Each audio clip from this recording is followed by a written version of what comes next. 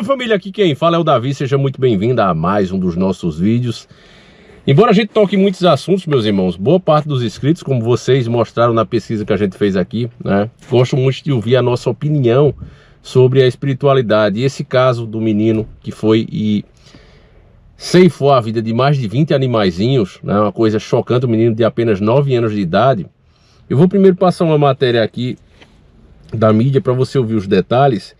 E como a minha opinião não é uma forçação de barra, você vai ver que até o jornalista, ele é do Balanço Geral, um cara da mídia, nem ele teve como negar os fatos estranhos que envolvem esse caso e que prova a espiritualidade. Eu já adianto aqui para você, se quiser já fecha o vídeo, é um caso de possessão demoníaca. Tem vários estágios, tem várias formas disso acontecer, e eu não tenho dúvida que esse moleque está sob forte influência. E eu vou explicar para vocês que isso não é tão simples de resolver. Primeiro escute a mídia falando, eles levantando pontos, como é que esse menino conseguiu arremessar um coelho, né? Eu acho que eu, com 40 anos de idade, eu até puxo um pesozinho aqui, né? 40 quilos eu levanto tranquilo. E eu digo a você que eu acho que eu não conseguiria jogar um coelho com 3 metros de altura. E esse moleque de apenas 9 anos, com os braços de vareta, conseguiu isso. Escuta aqui quando o próprio repórter fica chocado com essa informação, veja. Vamos ver agora o caso lá de Nova Fátima. Um menino, 9 anos.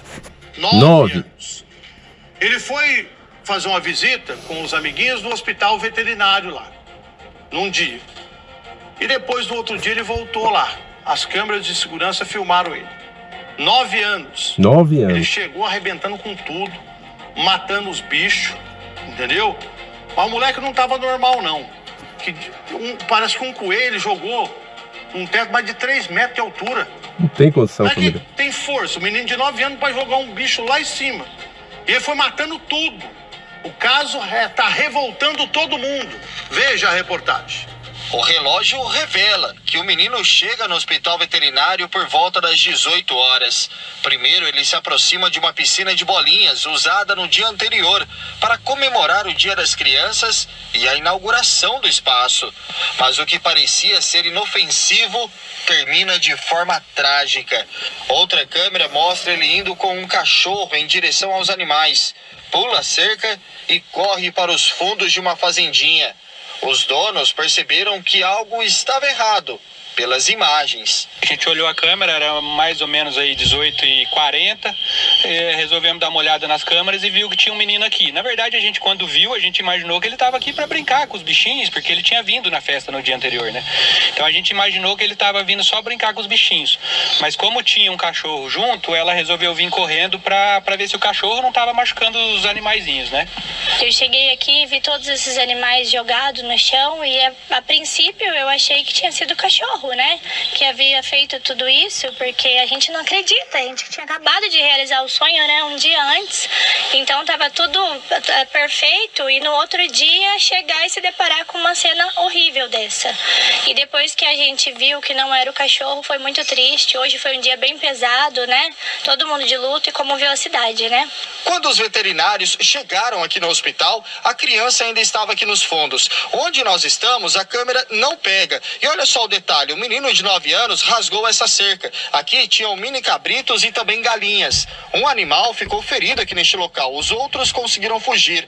Mas depois ele veio para os fundos, onde ficam essas baias. Aqui onde eu vou entrar era o local dos coelhos, mais de 20 coelhos. E ao lado, os porquinhos da Índia.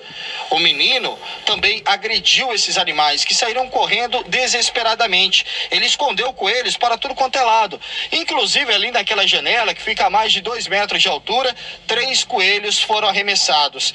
Infelizmente, os veterinários não tinham muito o que fazer.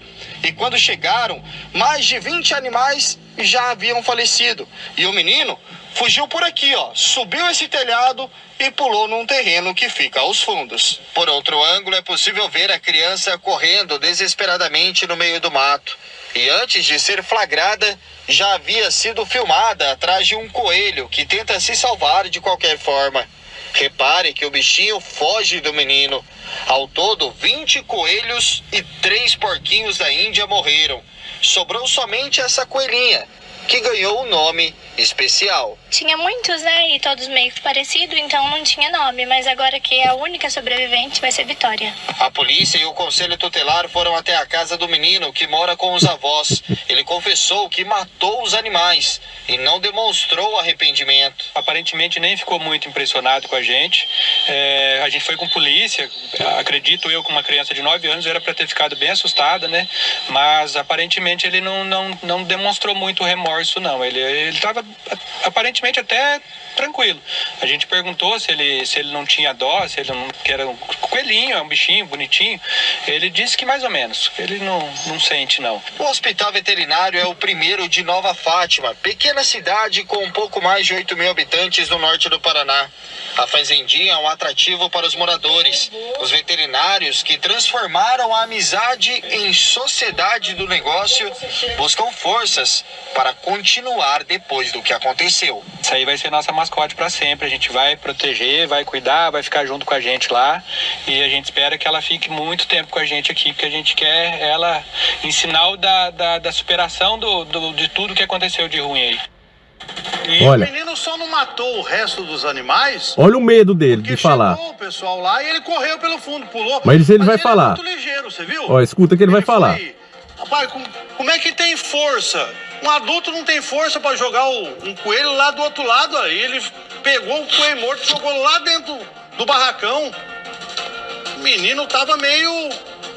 Precisa de um trabalho, fazer um trabalho com esse menino aí. A família tem que procurar... Prefeitura, alguém, psicólogo, ver porque, entendeu? Então, aí já tem gente que fala, tinha que dar uma surra nele, mas aí já não pode bater, né? Entendeu? Então, mas o menino aí é levado, pensa no moleque levado, hein? E foram lá com a polícia, ele nem aí pra polícia. Foi você que matou? Foi eu mesmo que matei. Você não tem dó? Não tem dó, não. Que moleque, rapaz. Tem que tomar cuidado com esse moleque aí, porque se com 9 anos ele já tá fazendo isso... Imagine, a notícia revoltou todo mundo lá de Nova Fátima. Meus irmãos, ninguém nasce mal. Ninguém nasce mal. Agora os antigos, principalmente na época ali medieval, eles tinham até ervas que eles removiam das casas ou plantavam algumas, porque tem erva que atrai o mal e tem erva que afasta. Tinha diversos tipos de pessoas que eles não deixavam nem chegar perto da criança, principalmente enquanto não batizasse. Porque eles sabiam que todo mal pode entrar pela alma da criança. E ao contrário do que se fala, como se fosse fácil, simples de remover, eu tenho esse nosso diário aqui, que eu nunca lancei, e no dia que eu lançar não vai ser para todos. Eu vou escolher aqui os inscritos que vão poder ter acesso. Eu vou mostrar aqui para vocês, eu quero que você... Eu já mostrei esse desenho. Eu quero que você preste o máximo de atenção possível, porque ele explica exatamente como funciona. Você vê aí um demônio, né? E você vê uma mulher. E você não sabe, olhe bem para o desenho, você não sabe onde começa o demônio e onde termina a mulher. Os dois estão enraizados um dentro do outro. É isso que acontece com a alma de uma pessoa possessa. Se você prestou atenção, se você é bom percebedor, você notou que boa parte dos filmes de possessão, os alvos são crianças. Sempre crianças. O Poltergeist, o Exorcista, né, filmes famosos aí, o alvo sempre são crianças, porque elas ainda, né, estão formando o seu caráter. E se uma coisa maligna se aproxima delas, mesmo ainda quando é bebezinho, por isso que é importante você levar o seu filho para a igreja. O repórter quis dizer isso, mas nos tempos de hoje ele não pode dizer. Olha, leva para uma igreja evangélica, leva para uma igreja católica. E as outras, Davi, com todo respeito, são seitas. A religião que você pode fazer em casa, né, que a gente pode praticar, é uma coisa que a gente sabe que o próprio Cristo disse que nós somos o templo, né? Então é válido. Agora, a comunhão, ela precisa ser praticada entre os irmãos. E isso você só consegue onde tiver pelo menos 2 ou 3, como o próprio Cristo falou. Então não adianta você, não, mas eu oro aqui pelos meus filhos dentro de casa, mas você não está em comunhão com os irmãos. É preciso pelo menos 2 ou 3 pessoas. Não há problema em você ir para uma igreja, você não vai ser um gado por causa disso. Colocaram isso na sua cabeça, fizeram você ter vergonha. Mas a grande verdade, meus irmãos, é que o mal está agindo, principalmente nas nossas crianças. Por que é que ele faz isso? Muita gente, eu escrevi hoje, inclusive isso, esse trecho aqui do nosso... Eu vou logo passar esse aqui, que é mais antigo. Tinha um cara chamado Ebenezer Sibley. Ele era um demonologista da Renascença, né? Bem antigo. Como vocês sabem, eu já escrevo esse livro. Esse meu diário, prefiro chamar assim, há muitos e muitos anos. Então tá aqui, ó. Tá assim, para você ver um pouquinho. Ebenezer Sibley era um demonologista da Renascença. Ele acreditava que a forma física de um demônio estaria ligada ao seu pecado. Quanto maior for o nível de perversidade, assim também será a sua feiura. Principalmente os que conspiraram contra Deus. Ebenezer disse o seguinte: seu tormento é inquestionavelmente grande e infinito, mas não por causa das chamas visíveis, pois seus corpos são capazes de resistir ao fogo e perfurar ferro, pedra e todas as coisas terrestres. Nem todo o fogo dos combustíveis do mundo seria capaz de causar-lhes algum mal, pois em um instante eles conseguem atravessá-lo. Demônios, ao possuírem uma pessoa, crescem nelas como uma raiz, se espalhando por toda a alma. Pelo pecado elas entram e as viciam mais, se tornando donos dos seus corpos e almas. Não é à toa que muitos exorcismos terminam com o falecimento do possuído, pois assim como as raízes de uma árvore estão espalhadas e enraizadas na alma, quanto mais enraizada, mais difícil é de se separar. Jesus foi o maior exorcista que já pisou na terra. A sua habilidade era tamanha que ele conseguia fazer isso. Conseguir fazer essa separação sem causar danos ao possuído, o que por si só prova a divindade de Jesus. Infelizmente, família, o livro já está todo se arrebentando, ó. Você vê aqui, ó. Por isso que às vezes dá uma dificuldade para a gente ler, porque é muito velho já, né? Ele já tem algumas décadas já. Eu quero que... Outro trecho aqui que eu quero separar para vocês, que eu sei que tem pessoas que dizem o seguinte: ah, mas como é que o demônio vai seguir, né? Aqui, ó. Ó, dá uma olhadinha aqui, ó. Tá vendo essa invocação? Esse trecho aqui, só um trechinho mesmo. Uma coisa que intriga muita gente e acaba sendo motivo de descrença para muitos é o porquê entidades poderosas e eternas podem se submeter a bruxos, ocultistas e pessoas do mal, que comparadas a eles são como velas acesas ao vento, que podem apagar a qualquer momento, ou seja, seres inferiores e mortais, dando ordem a seres superiores e eternos. Uma boa explicação eu encontrei aqui, né? E aí eu não vou citar a fonte. Isso aqui vai ficar para os inscritos que um dia tiver acesso. Vamos lá. Dizem que a forma e a natureza dos espíritos precisa ser considerada de acordo com a força de cada grupo ao qual pertence. Alguns seres de natureza divina e celestial não estão sujeitos às conjurações e aos encantamentos abomináveis de homens perversos. Então, aqueles seres, né, de luz, como por exemplo anjos, não podem se submeter a ordens humanas, não importa o feitiço que a pessoa use, certo? Beleza. Aqui ficou entendível, né? Enquanto outros da natureza diabólica e infernal não só estão sempre prontos para se tornarem servos de exorcistas e magos, mas também estão sempre atrás de oportunidades para agirem sobre afeições maléficas na mente e controlarem aqueles de inclinações perversas para realizar atos malévolos e viciosos. Quando espíritos infernais são instigados frequentemente, atemorizam o homem com visões noturnas, fazem os melancólicos ceifarem a própria vida, tentam bêbados e incendiários a queimarem casas para ceifar aqueles que lá residem e atrair servos descuidados e outros a um sono sádio e imprudente. Esses acidentes azarados podem acontecer de inúmeras maneiras, pois os espíritos malévolos, através de instigações maliciosas ou estratagemas secretos, têm o desejo de acabar com o domínio dos mortais e destruí-los, especialmente quando o trabalho a ser feito pelo diabo é muito difícil para sua natureza espiritual e sutil, porque ele pertence à mesma fonte ou ao mesmo princípio a que espíritos dúbios pertencem mais imediatamente. Tem alguns trechos que eu gostaria também de passar para vocês, mas resumindo aqui, família.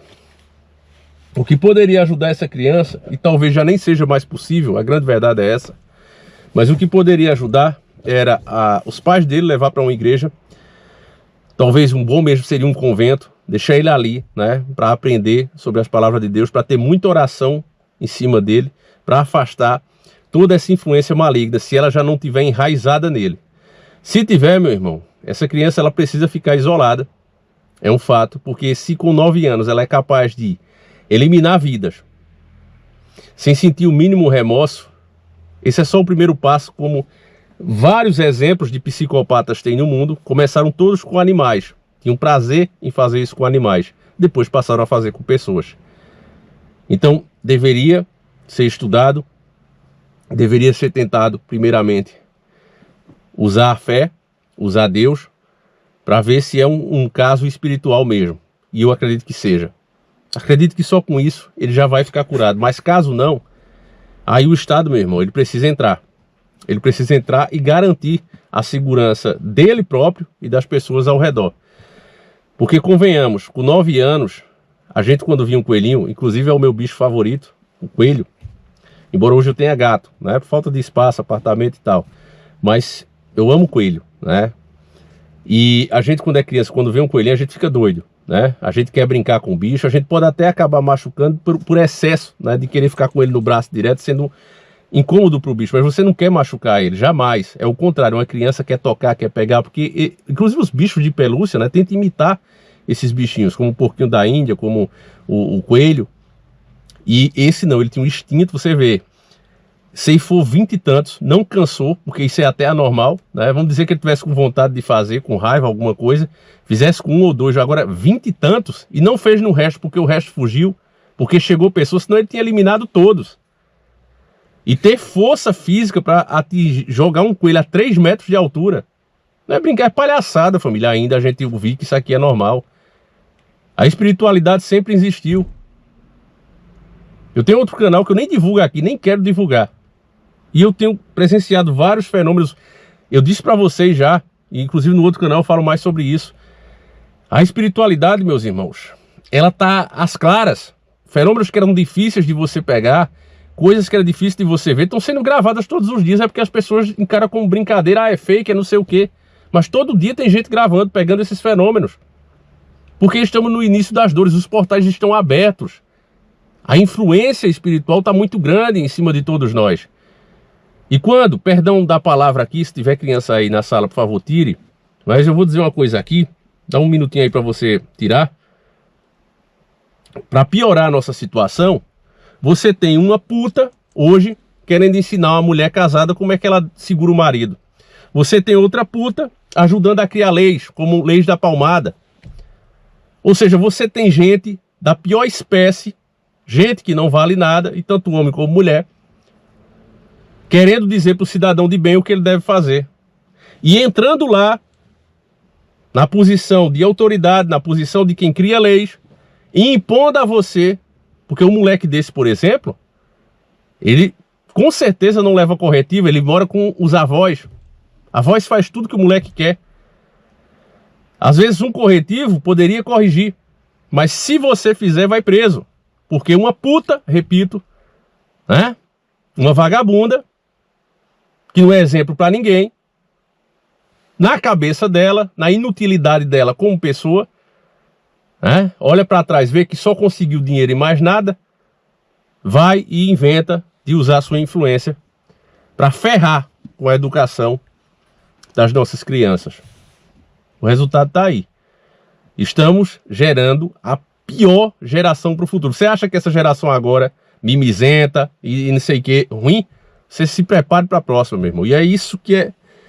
Ai, meu Deus, que entra na nossa cabeça e fica martelando, família. Porque agora eu tô com 40 anos. Daqui a 30 anos, se tiver vivo, eu tô com quantos? 70, né? Isso aí. Como é que vai ser? Em quais mãos nós estaremos? E debilitados, idosos. Cara, pensar nisso é terrível, só Deus mesmo. Enfim, eu vou encerrar por aqui. Tá cada vez mais perto, família, de eu trazer o lançamento do nosso livro, né? Ele tem o dobro desse tamanho aqui, a outra parte eu coloquei ele em 2 partes.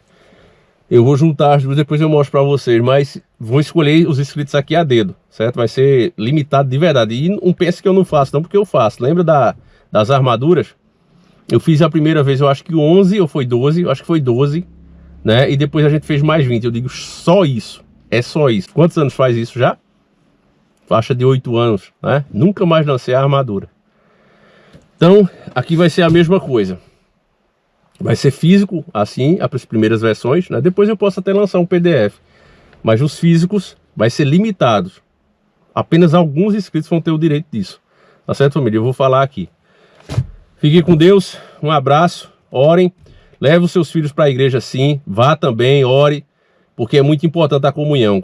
Para você ter realmente a presença de Deus, ele mesmo disse. Onde tiver 2 ou 3, não disse sozinho. Então, deixa de bobagem e vai para uma igreja sim, tá certo? Fiquem com Deus e a gente segue juntos. Fui!